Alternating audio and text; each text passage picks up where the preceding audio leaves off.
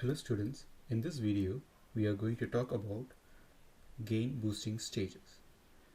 So before we really start talking about it, let us try to review what the amplifiers so far we have discussed. The first amplifier that we have discussed was telescopic cascode op amp, and we had some sort of difficulties with this particular design. The first one was like the difficulty in shorting the input and the output nodes. So we had a kind of issue with this particular circuit, and later on we just moved on to what is known as folded cascode, where the issue that we had in this difficulty was being rectified. But what happened is this in turn induces few other problems. Like the first problem is the power that it consumes. So this requires a high power dissipation, and we also found there is a bit of less gain compared to the previous stage, that is our telescopic op amp. And I forgot to tell one more thing. It's not only the shorting that creates a problem in the telescopic, but again the output swing, basically the VO minimum, was a bit larger in the case of a telescopic, whereas this becomes a kind of advantage. That is, in this case the VO minimum voltage that is required is pretty less when compared to the previous stage. So whatever I'm talking is all with respect to the telescopic. The later on what we ended up was we went on to design the third type of configuration, which is known as two-stage op amp. So the first, second, and the third one. Yeah. So in this case, the gain was defined as the product of two stages of gains, and so this again requires a lot of power. Okay, so this is again a kind of disadvantage where it requires a high power dissipation, or it basically dissipates more power. And again, as of another drawback that we have in the case of telescopic was the limited bandwidth. The bandwidth, because each of the stages will induce a kind of pole into my system. So if I have two stages, this is my stage 1 and this is my stage 2. So when the signal travels all the way from the input Vi to the output Vo, each of these stages will have a dominant pole, and these poles in turn induces a kind of pole frequencies in the frequency response characteristics, and due to which what happens is the bandwidth is basically limited in this case. So when I talk about the bandwidth, I'm talking about the speed. So in short, I can state the bandwidth or the speed of the circuit is limited. So now we'll just move on to the topic under discussion today. It is nothing but gain boosting stage. Now we had so again I'm referring to all the previous designs. Basically what happens is the gain is basically limited in the case of a single stage op amps that we have discussed till now. So whenever I'm referring to a single stage, I'm talking about both telescopic as well as the folded. So there is a kind of limited gain in them, and this is one of the drawback, and as well as the difficulty in shorting telescopic configuration. So I'm just summarizing all of the difficulties that we had in the previous stages. And the other one is the speed limit. Again, the speed limit is basically from this two-stage op amp design. And basically these are some of the limitations that we have seen in across all the three type of op amp designs. And these difficulties has actually motivated us to go to a new topology, which is termed as this gain boosting. So this is a kind of new topology, and so let me recollect one of the objective that we have used to increase the gain with respect to a single stage op amp designs. the objective was, like, in order to have a very high gain, we had an objective of improving the output impedance. That is, increasing this output impedance, actually in turn we try to achieve the high gain in the circuit. The idea behind the gain boosting is to further somehow, like, I just need to find a way by which I can further going to increase this R out by a very large value, and in turn going to achieve a very high gain. So that is our objective, even in the case of a gain boosting. But this R out, or the increment in this R out, is being attained through a totally new kind of topology. Like something like, I'm just going to adopt a kind of new technology over the previous way by which we increase the value of R out. Particularly, this particular technology is going to increase this R out without adding any more cascode stages. Okay, so that is why I stated it's a kind of new topology we are going to use it. I'm not going to keep on adding those cascode, because as we know that when we keep on adding the cascode, I can improve upon this R out, but the other way is the output swing will be more of limited. So the objective here is somehow I have to increase this R out without further reducing the output swing. I have to achieve these two things. So let us get back to a circuit where the first circuit that I have drawn here, the first one, number one, this is nothing but as we know, like, it's a kind of simple cascode structure. And we know that when we look across the drain of our M2, this R out could be returned as something like, assuming that this node is connected to the ground, and whenever we try to find any kind of output impedance, even this node, the input, has to be killed. So I'm just going to apply those rules. The first rule is to kill any input sources. So that is what I've done. And then later on we apply Vx and measure the Ix, so that the Rx or R out could be returned as Vx by Ix. So that is how we compute the output impedance, or any kind of node impedance. So in this case, I'm not going to do those steps. That is the second step basically, because we have already discussed about the computation, but I will give you the end result of it, which we know that whatever I have at the drain of M1 transistor could be replaced with a kind of resistance value whose value is equal to R1. And when I look this R1 through the drain of M2 transistor, we know that this R1 will be magnified by a factor of the intrinsic gain of my transistor M2, that is nothing but GM2 RO2 times that of RO1. And so this is again a kind of approximate value, and to that, if I want to convert this or the exact output impedance, then I need to add few other resistance value, which is RO1 and RO2 in series. Sorry, this is 1. Okay, so this is the exact value, and still if I consider the body effect, then I have to add the prime over here. So this is how we end up with this kind of thing. And when we use this kind of cascode structure in our output node, and what happens is the R out was increased to a larger value like this, and then in a way that we try to achieve a larger gain out of it.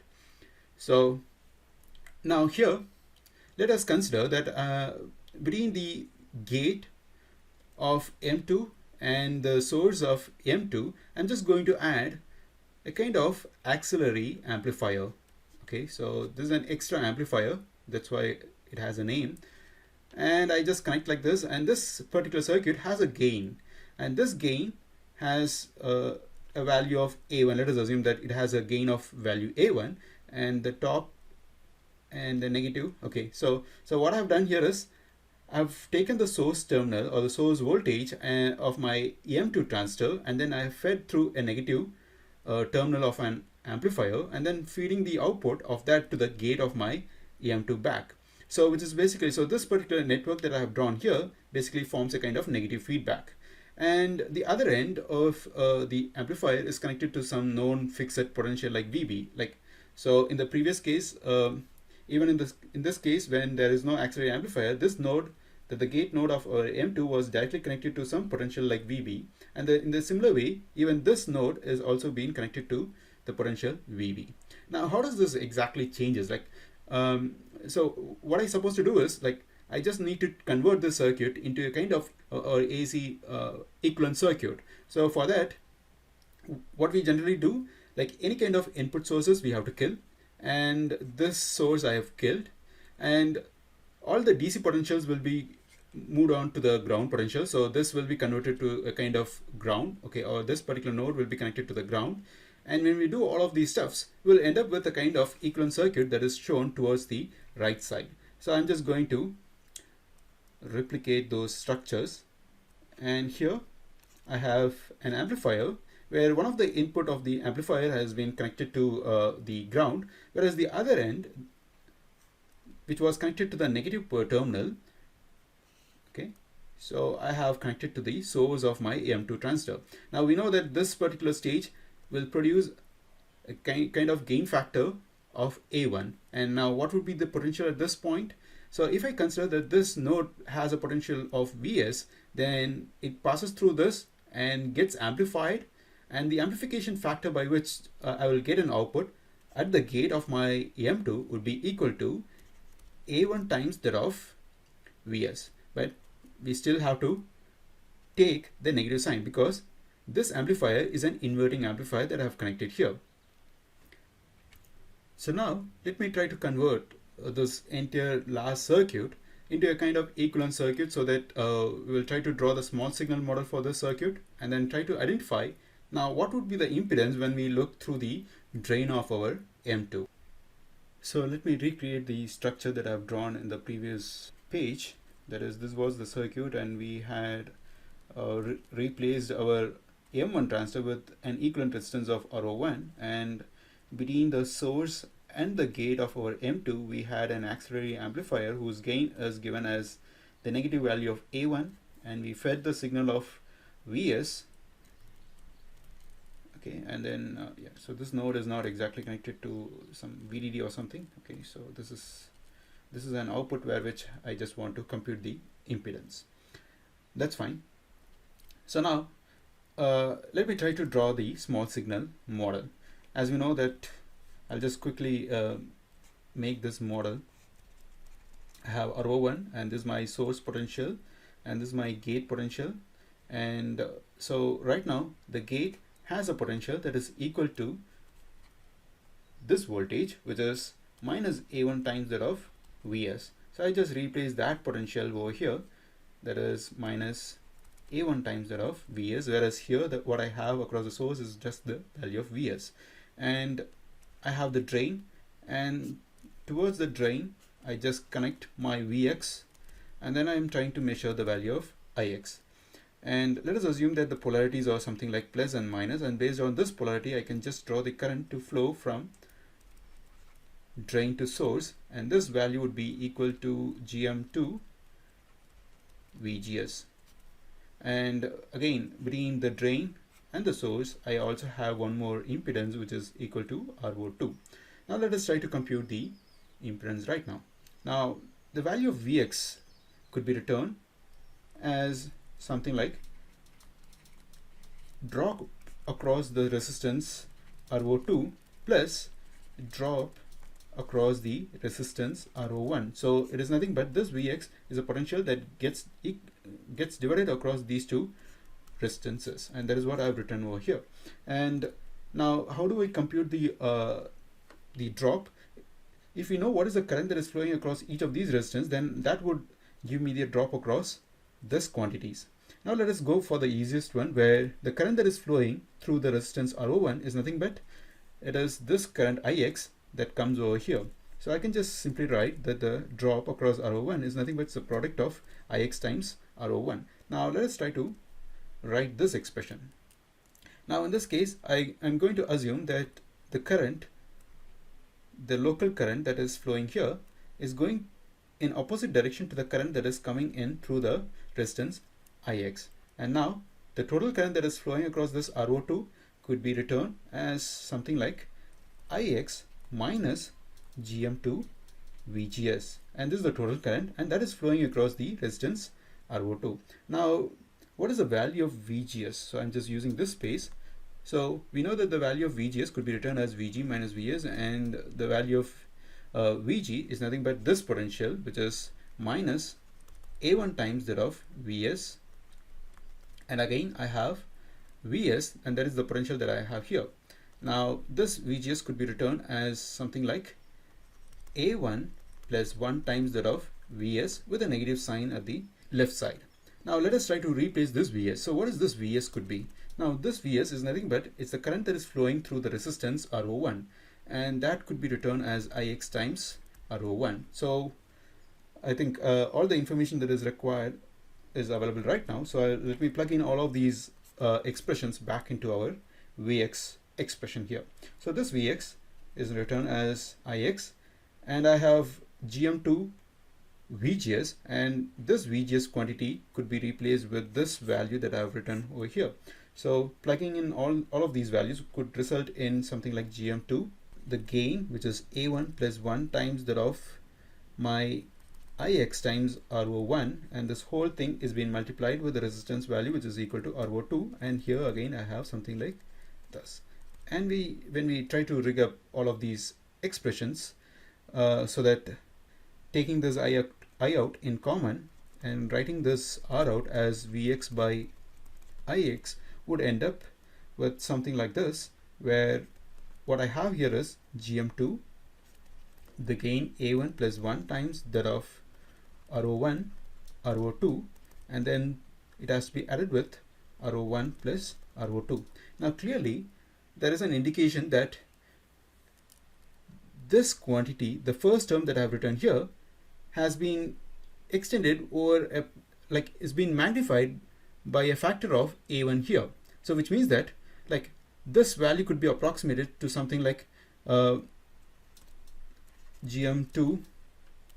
A1 plus 1 times that of RO1 RO2. So when I compare this particular term with respect to RO1 and RO2, I can drop these terms. And again, if the value of A1 is so large than the value of 1, then we can further reduce this or further approximate this particular R out to be equal to something like GM2 A1 RO1 RO2. And this is the total output impedance that I'm visualizing when I look through the drain of our M2, where the transistor M2 has, like between the gate and the source of our M2, we had added a gain stage whose value is A1. So the formula is almost identical of what we have got in the previous case, but except for one additional term, which is GM2. So this was the term we had previously when we don't have any gain stage, but this time when there is a gain stage, I need to add the gain of that particular stage, and this is the approximate value of this R out. So you could be able to see that I have increased this value of R out without cascading any more stages through this particular branch, and that is where it is known as gain boosting. That is actually beauty, right? So now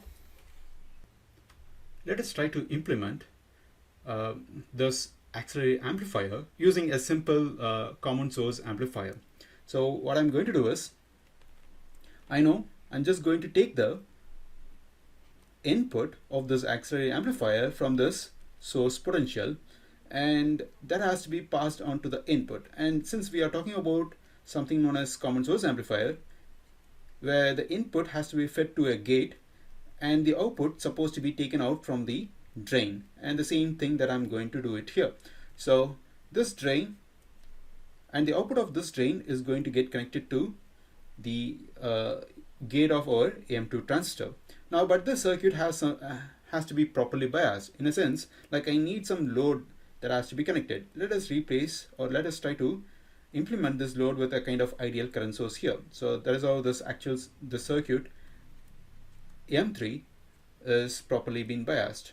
And yeah, okay, so now when I try to ask what is the gain or what is the capital A1 that I got out of this implementation, what would be the answer?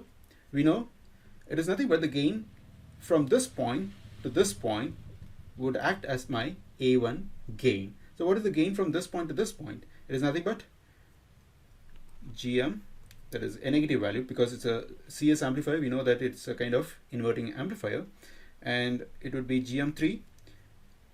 And then when I look from this output node, this is my output node of this auxiliary amplifier, and when I look up, it is infinity, and when I look down, I'm looking through the drain of my M3 so that I could replace that with RO3. So I have an output impedance that is equal to RO3, and now the total output impedance could be returned as something like GM2 RO2, and then the gain A1, which is GM3 RO3 into the drain resistance of M1, which is equal to RO1. So this is again the approximate value. Clearly this indicates that this is how I can improve the output impedance without adding any more cascode stages in it. Okay, so now the next task would be to figure out what is the amount of voltage, the minimum output voltage that I can have across this particular stage. So for which I'm again going to redraw the structure, and that structure can also be called as something known as regulated cascode.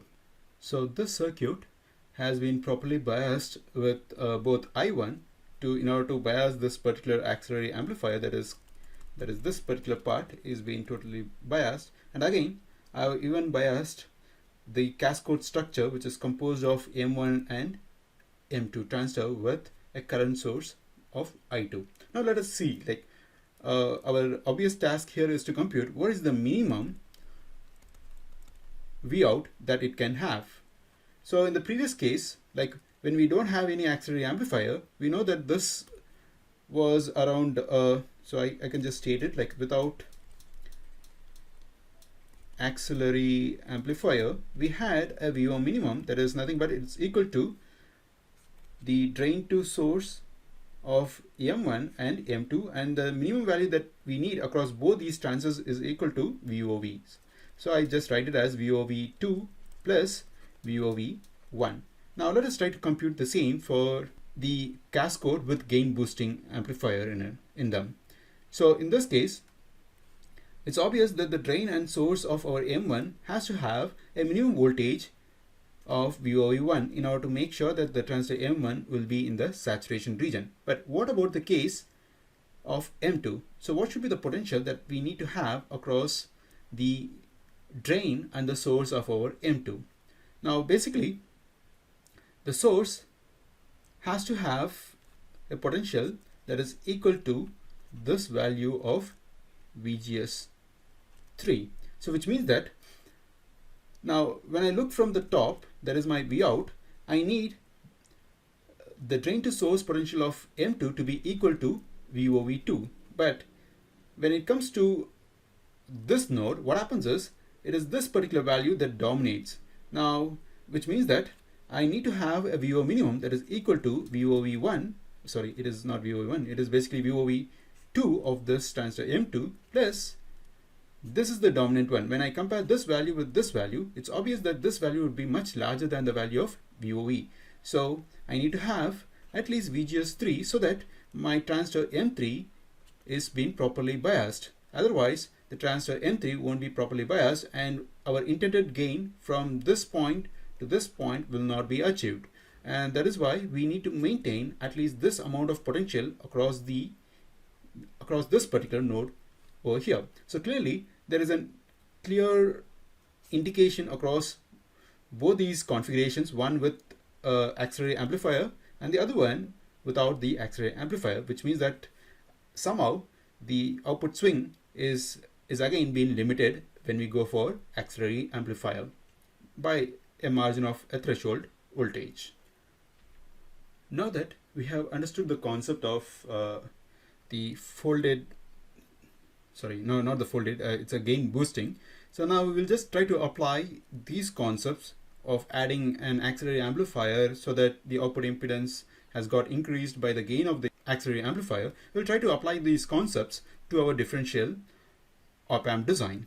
So now that I've taken a circuit over here, so in this case, I just want to improve the gain just by adding an auxiliary amplifier across the transistor M3 and M4, for which what I can do is I can just have a gain stage which senses the input from the node X and being amplified by a factor of A1, and that is being fed here. So now what happens to the output of this particular stage? So I will have an R out that is right now being magnified by GM3 RO3 and that of A1 times, and the resistance that I have here would be equal to RO1.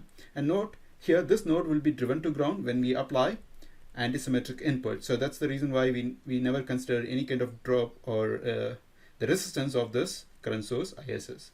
Okay, assuming that the circuit is perfectly symmetric. And this is how the output impedance has got increased. So in the similar way, I can even add an auxiliary amplifier with a gain of A1 between the node Y and to the gate of my M4. So in a mean, like I will, what happens is the total output impedance would be magnified by this particular factor A1 right now. Now there is again, it is also possible to merge both these auxiliary amplifiers into a single amplifier so that the circuit would look something like this. So what I'm going to do is,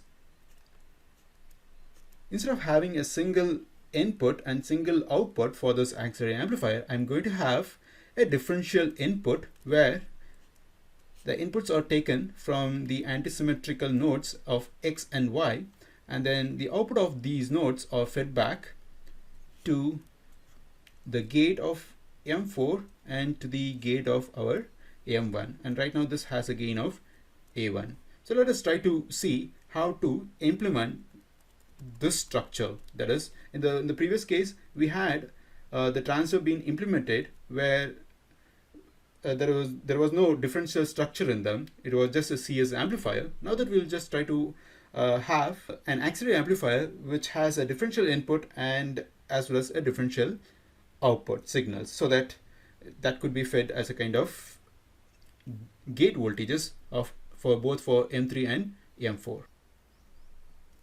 So let us try to implement this differential auxiliary amplifier.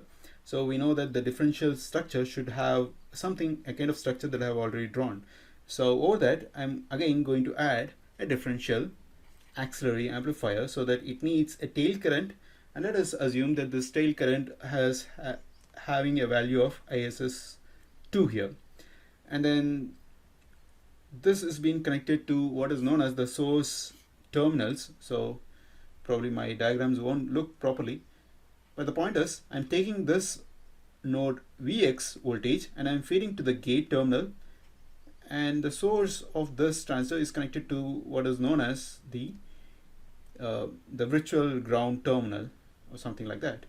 And so again I do the same structure even across the node Y, and the output is taken directly from the drain of both this transistor okay, let me label this transistor as the M5 and this transistor as the M6, and that has been fed and given as an output, or sorry, given as an input to the gate of our M3 and M4. And now in order to properly bias, I need again a kind of current source circuit. So this is how I can complete this biasing for this auxiliary amplifier that I have drawn in red color right now. So this entire red circuit represent our differential auxiliary amplifier.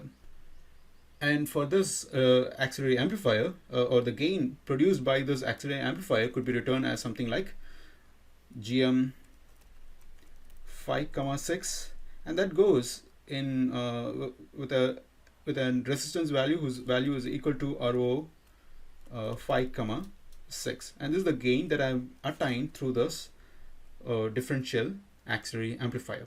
Now let us talk about the minimum voltage that these nodes could have, that is my drain and of M3 as well as M4. Now let's go with one single branch. Let me talk with reference to this particular branch. Now what would be the minimum voltage that we need across this particular drain of our M3? Now we know that between the drain and the source of M3, the minimum required voltage is equal to VOV3. And now when it comes to this node, I have two branches basically. One is the drain to source of our M1 as well as the drain to source of our gate to source of our M5. So out of these two quantities, it is the VGS5 that dominates the value of VOE1. So I can write that the VO minimum, that is at this particular point, I need a minimum potential that is equal to VOV3 plus VGS5, right? So this is what has happened when we try to include this auxiliary amplifier. The output swing has got like the VO minimum range has got extended by VTH.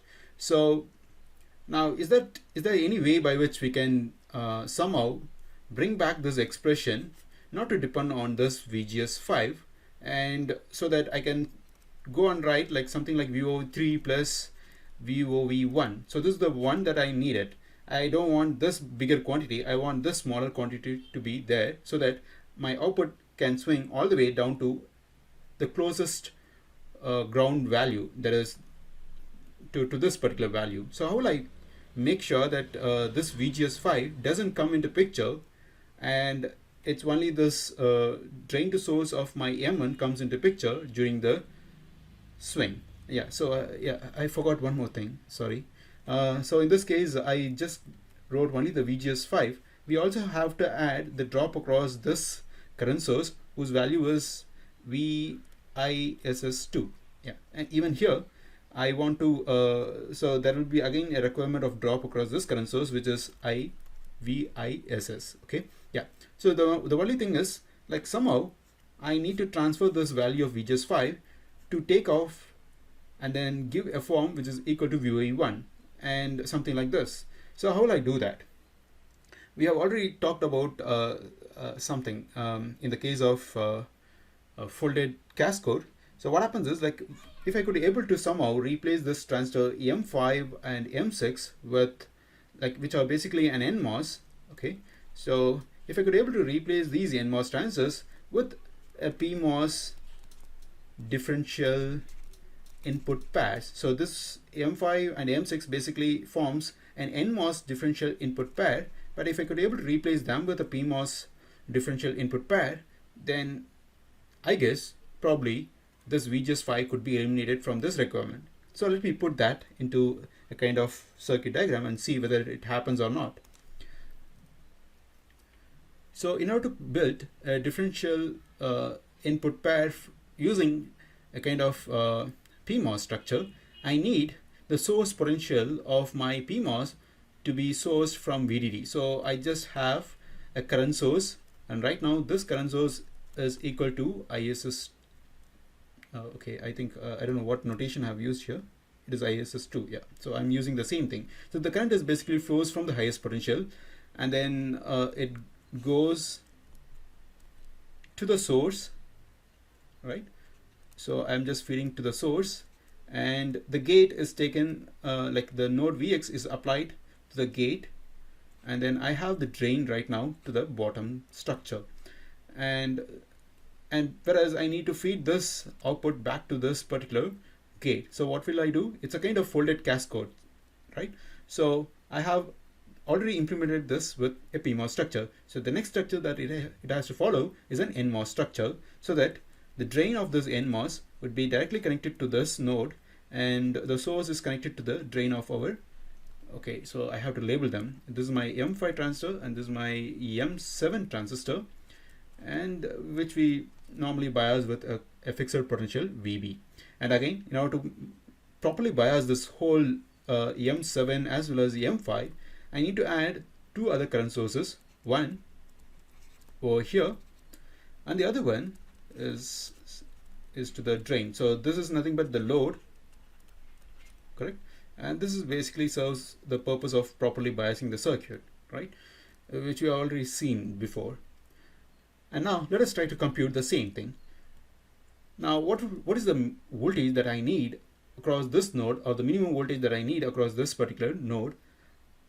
So it becomes pretty clear. I need between the drain and source of M3 a minimum potential of VOV3. And when it comes here, you could be able to see that I can have this node to a lowest value, so that doesn't disturb my transistor M5 to move out of anything like out of saturation or something, because I'm lowering this node potential. And when I do that, this VGS requirement doesn't come into picture at all. I think we have already seen whenever there is a tail current, the common mode level of this, when it get varied after a particular value of common mode level, it doesn't sense this change over here. So we have already seen about them and we have discussed about it. So I can bring down this node right now. Instead of having VGS 5, I can drop this node to have a value that is equal to VOE 1. And there is again a drop that is required, and that value, if I write it as ISS, VISS is the minimum voltage that has to be dropped across this current source ISS. And over here, I think it is not legible to see, so I just write it here. It is VOV1 and over here. So right now, my VO minimum is nothing but it's a summation of VOV3 plus VOV1 plus VISS, and that is how I could able to somehow bring down to this particular form just by replacing this NMOS differential pair with a PMOS differential pair. But this pair or this auxiliary amplifier right now is being implemented with the folded cascode configuration. Okay, so that is the kind of configuration that I have applied here, whereas the previous structure is just the cascode configuration, right? Yeah. So now, so whatever we have seen till now is all a kind of circuits which were being implemented in a part of the whole structure. Now, what I'm going to do right now is to try to visualize how to add these auxiliary amplifiers with respect to the load. So, which means that whatever the signals that I've talked here, or whatever the auxiliary amplifiers that we have implemented till now, is all with respect to NMOS structure. We need to know how to apply the same structure over to the PMOS, which acts basically as a load for what are the structures that we have seen till now. So let me switch back.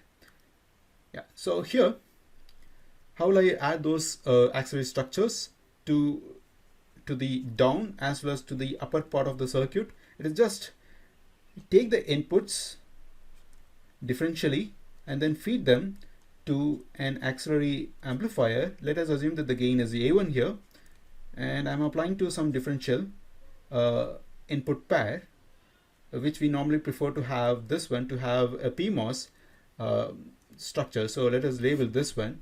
I have a differential input pair that has been realized with a PMOS structure, differential input pair. Okay. Yeah.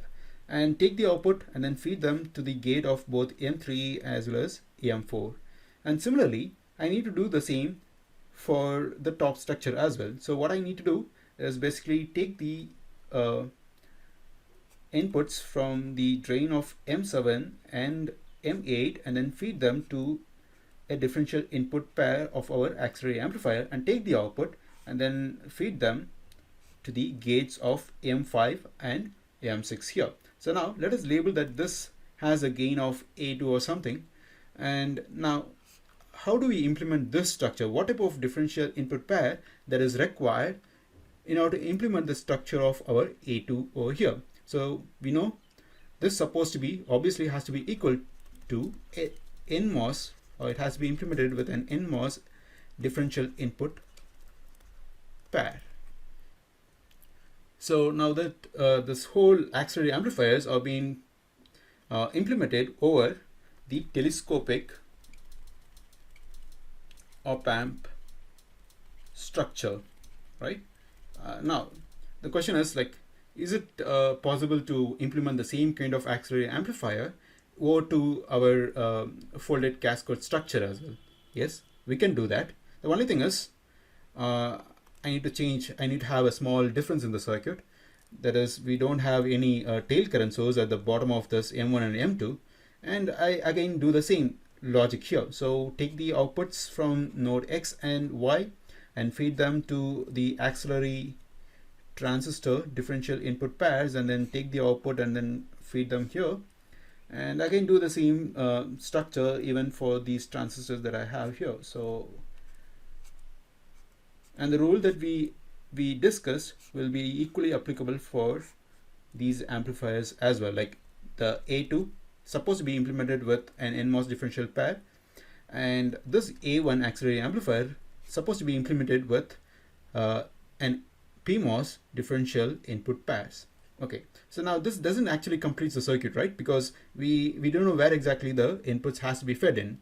As we know, like depending on the type of differential pair, we basically prefer to have the folded cascode op-amp to have an NMOS differential input pair, or to a PMOS differential input pair, because the NMOS differential input pair will have a higher mobility than compared to the PMOS differential input pair, and the value of GM that is realized using an NMOS differential pair will have a larger value than compared to the value of GM that is being taken out from the PMOS differential input pair. So I would prefer to have basically an NMOS differential input pair. Now if I want to have this NMOS differential pair, let me label them. So this is my differential pair that is right now has to be implemented with an NMOS transistors, and it has some kind of tail current, and this is where I feed in my input signal, and the drains of these transistors has to be get connected to these points. So I'll just use a different color over here. So take the drain and then feed them over here, and again take the drain of this transistor and then connect it to the node Y here, and that is out, and this completes the entire folded cascode amplifier, over which I've added these auxiliary amplifiers in order to increase the gain without adding further cascode structures here. So let me do a simple exercise in order to make sure that we are confident with the concept that we have learned in this particular video. So now I have a kind of cascode structure that has been implemented with transistor M3 and M1, and between them I have added an auxiliary amplifier. The point is, like, what would be the value of Rout? So the value of Rout could be approximately returned as GM3, RO3, and the gain that I have between them. So let me label that gain to be equal to A, and the impedance that I have here is equal to RO1, and that has been multiplied with RO1. The task here is to compute what is the value of this A1. Now in this case, the input of this auxiliary amplifier is over here, and the output is taken from the node P. So if I able to compute what is the gain from the node X to node P, then I can rewrite this A with that value. So let us try to compute that. So what is the structure basically? It's nothing but it's again a folded cascode, where I have converted this circuit to something known as like I've already shorted this common node to the ground over here. Otherwise we would have had some kind of current source, and then that has been biased with this current source, something like this, right? So all of these things are being eliminated in this particular structure, just because I assume that this node has a differential signal when compared to the node Y, which is in the other branch of the circuit. Okay, so in any way, the point here is I need to compute what is the gain from here to here. So what is the circuit basically? So this circuit is nothing but it's because we are feeding the input to the gate of M5, and we are taking the output from the drain. So which means that we have a CS amplifier structure over here. Now the point is, like, we need to compute the load. So the load or the output could be computed just by looking from this node. When I look up, it is clear that I have RO13, and this RO13, when I look through the drain of M11, would be magnified by a factor that is equal to GM11 RO11 times that of RO13. And again, when I look down here, this particular node, I have two kind of resistances. One is my RO5 okay, that is somewhere here. There is no space, so I just assume that you follow me rightly. I have RO5 here, and then I have RO9 here. So this parallel combination of RO9 in parallel with RO5, when I look through the drain of this M7, will have a value which is equal to GM7 RO7, and then the parallel combination of RO9 in parallel with RO5. Okay, and these two impedances will go in parallel. So for the computation of A, I know what is the value of R out, and that I write it as GM11 5 here. So this is all or my R out. So now let me try to compute the value of capital GM. Now we know that the current that is developed across, I think I have to remove all of these inks. So when the input is applied to the gate of my M5, so there is a kind of small signal that is being developed across the gate and source, and due to which there is a current that is developed here, and this current obviously has to flow, and it finds that there are two nodes here. So out of these two nodes, this node has a very large impedance value which is equal to RO9, whereas this particular path has a very small impedance, and due to which the current always tries to go through the low impedance path. So this value, or the impedance that it looks through the source of M7, is nothing but 1 by GM7, and that's how it takes the route. And again, this node goes to the output, and that is how, because we basically short this node to the ground in order to compute the I out, right? So I don't need to worry about the structure right now here. So in short, the capital GM right now would be equal to just GM5. So that completes this gain boosting stage.